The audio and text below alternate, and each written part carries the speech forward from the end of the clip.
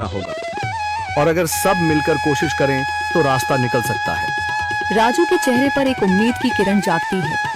हाँ बाबा जी, अगर सब मिलकर काम करें तो हम पानी ढूंढ सकते हैं। हमने पहले कभी ये कोशिश ही नहीं की। लेकिन इतनी कठिन जमीन में नया कुआं खोदना आसान नहीं। मुश्किल जरूर है, नामुमकिन नहीं। अगर हम मिलकर काम करें तो ये हो सकता है। राजू खड़ा हो जाता है। उसकी आंखों में एक नई रोशनी है। तो फिर हम कल से काम शुरू करेंगे।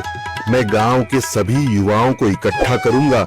हम मिलकर नया कुआं खोदेंगे। यह कहते हुए वह शामू के साथ गांव के दूसरे युवाओं को बुलाने के लिए निकल पड़ता है।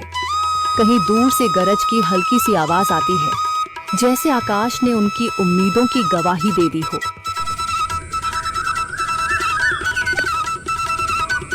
अगली सुबह राजू और शामू गांव के युवाओं को इकट्ठा करने निकल पड़े। चौधरी महेश की हवेली के सामने एक भीड़ जमा है। बाबा जी, संदरी, गांव के कुछ बुजुर्ग और किसान सभी मौजूद हैं।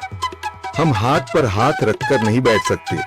अगर अल्लाह ने हमें हिम्मत दी है तो हमें खुद पानी के लिए मेहनत करनी होगी। हम एक नया कुआं खोदेंगे। लेकिन राजू, क्या हमें यकीन है कि वहाँ पानी मिलेगा? बेटा, पानी जमीन के अंदर होता है, बस सही जगह खोदने की जरूरत है। हमने अपने बुजुर्गों से सुना था कि पुरानी नहर के पास जमीन नरम थी, शायद वहीं पानी हो। बाबा जी सही कह रहे हैं।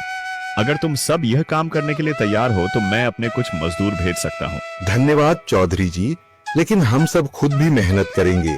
यह हमारे गांव के अस्तित्व की लड़ाई है। संदरी, जो अब तक चुप थी, आगे बढ़ती है। हम औरतें भी पीछे नहीं रहेंगी। हम पानी लाने की व्यवस्था करेंगी, खाना बनाएंगी, ताकि तुम सब आराम से काम कर सको। यही हिम्मत चाहिए थी संदर।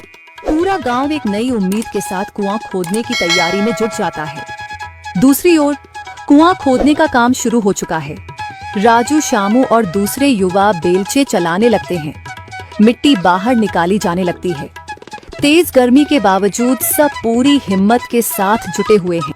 दोपहर की तेज धूप जमीन आग की तरह तप रही है। गांव के लोग लगातार कुआं खोदने में जुटे हैं।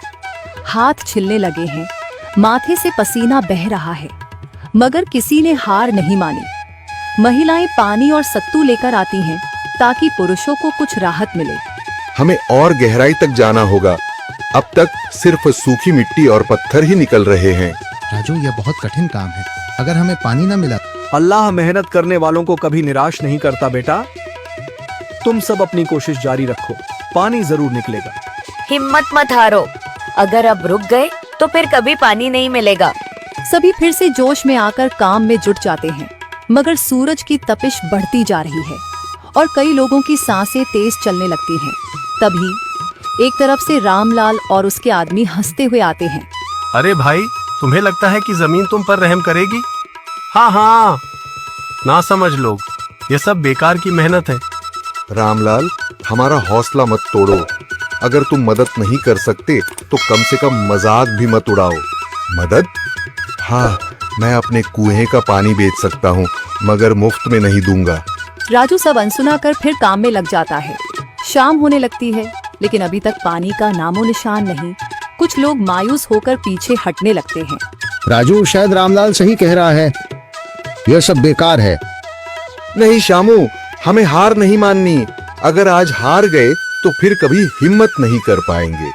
तभी अचानक फावड़ा किसी कठोर चीज से टकराता है। एक अजीब सी आवाज आती है। राजू चौंक कर देखता है और जल्दी जल्दी मिट्टी हटाने लगता है। अचानक एक ठंडी लहर महसूस होती है। सभी लोग दौड़ कर आते हैं। जैसे जैसे मिट्टी हटती है, नीचे से गीली जमीन नजर आने लगती है। सब हैरान रह जाते हैं। सुभान अल्लाह, मैंने कहा था ना, अल्लाह हमारी मेहनत को जाया नहीं करेगा। राजू और बाकी सभी जोर लगाते हैं।